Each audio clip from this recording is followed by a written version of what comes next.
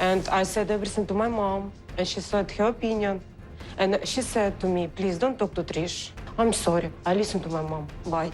Girl, Natalie, this is not kindergarten. Bye. Okay.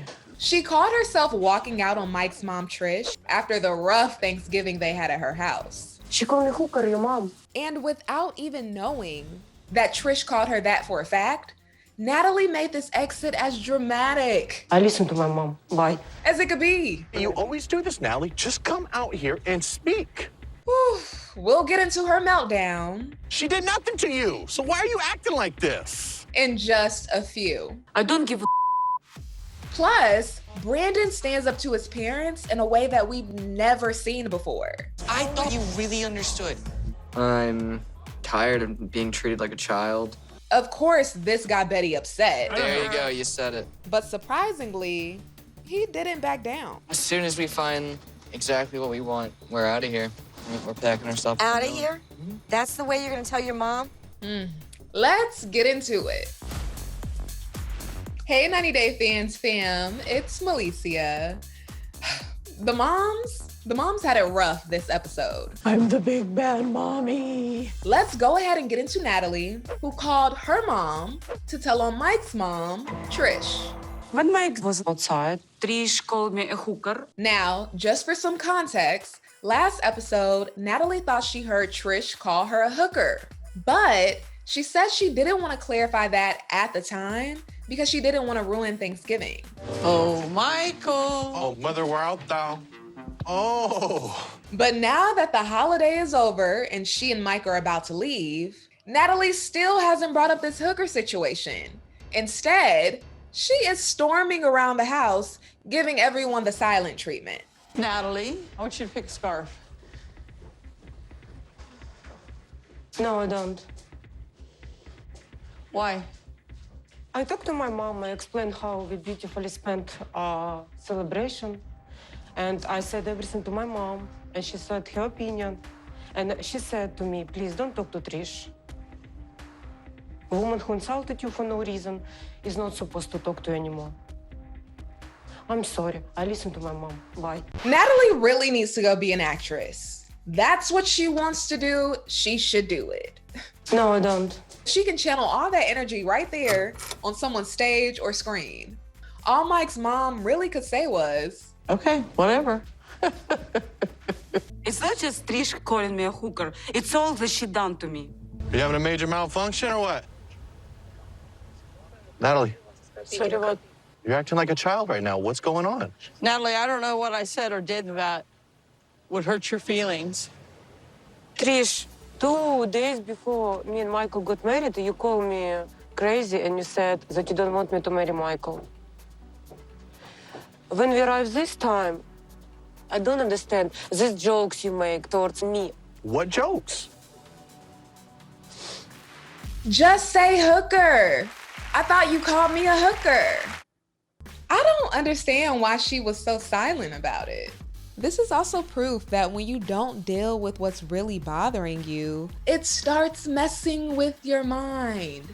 You start hearing things that people didn't say. Conversations that aren't offensive become offensive. It's just a mess. My mom did not call Natalie a hooker, and by her not saying anything and sitting there and pouting is not solving anything. Listen, What did my mom say? I'm too high for you to repeat. Okay, you always do this, Natalie. Just come out here and speak.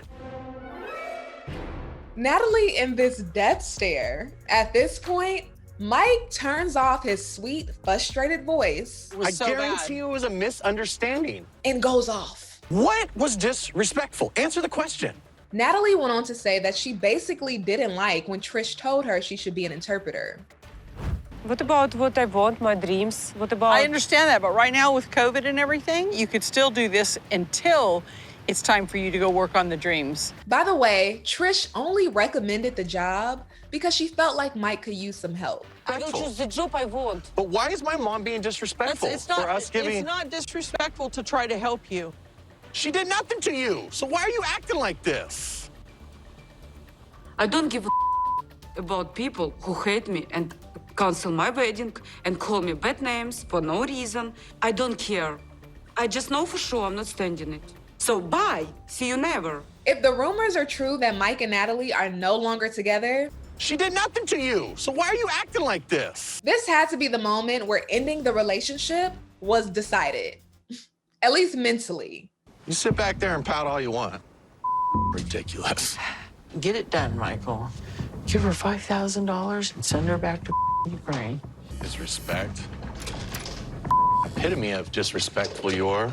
Ooh, he said Natalie is the epitome of disrespectful. Epitome of disrespectful you are. Wow. You know Mike don't play about his mom. Through all gates upstairs. You coming? Once they got to the airport, Natalie kept her distance, literally. It'll be a great flight home. Oh, boy. She went straight through security without Mike and didn't even say bye to Trish. I don't feel like I own anything to Trish because I took off my pink glasses and I see reality. I don't know what reality Natalie sees, but speaking of that, Mike didn't want to accept his.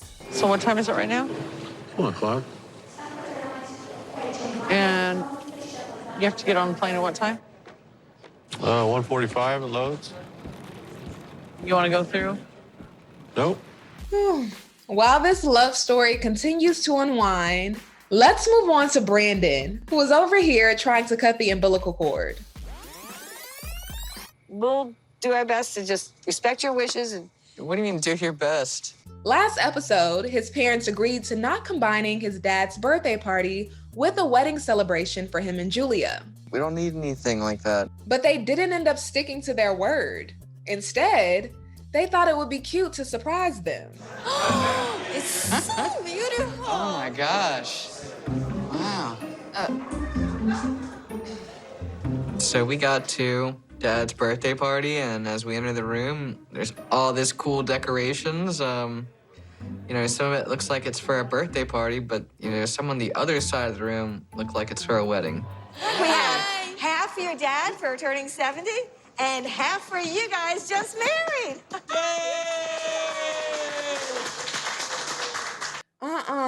That is not cool. And Brandon went on to make a point that I didn't even think about. I mean, this party doesn't seem like it was for us, not for my dad. It seemed like this party was about her.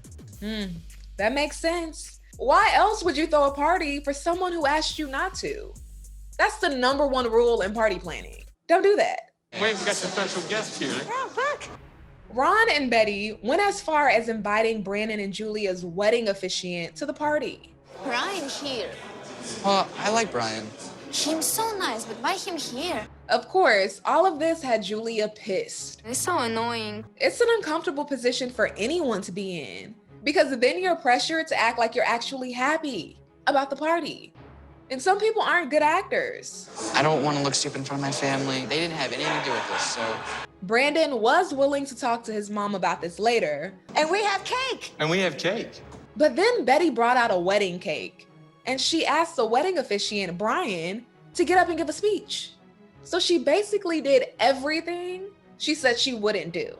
I'm tired of being treated like a child. Can I talk to you for a minute? Yeah. I just feel personally disrespected and hurt. We talked about this. I thought you really understood. I didn't think I that can't you were that believe- adamant about it. We said no wedding stuff. Really?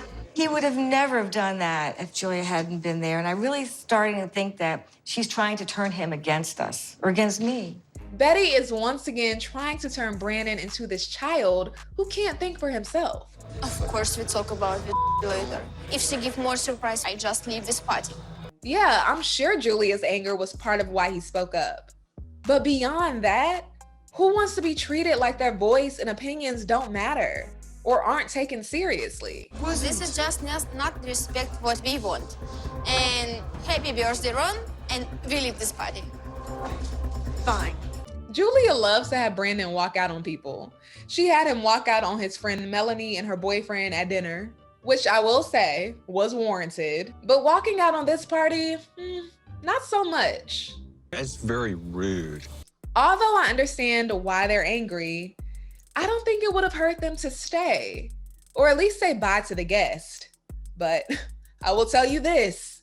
I bet Betty won't do that again. Don't throw it back in my face like we did something wrong, because we didn't. We love you, and we wanted to do something nice for you. Betty's tears didn't stop Brandon from telling her that it's time for him and Julia to go. As soon as we find exactly what we want, we're out of here. We're packing our stuff. Out of here? That's the way you're going to tell your mom? How about just saying, we'd like to have our own space, and we want you to be part of our... There you go, you said it. So you can't go out and eat. You can't go out and take her out. You can't do anything because you have no money. Are you kidding me? Hey, Ron. Is that a real... Ron, let's let We're him do it. going to do what we have to do. Okay, yeah. You know what? Let's let If him you do think it. you can do it, you go for it, buddy. Let him do You it. go for it. I hate when parents do that. Now, Brandon, you have to prove them wrong, okay? If you want to be treated like a man, you have to act like a man. All right, well, next week, it looks like Mike and Natalie are back in Squim. Have your mom ever joked with your ex-wife that she's a hooker? My mom was very nice. I have a name, and it's not a hooker. Like, there's no point in talking to her because you just want to do what you want to do, and you're going to step over everyone in your path, and it doesn't matter.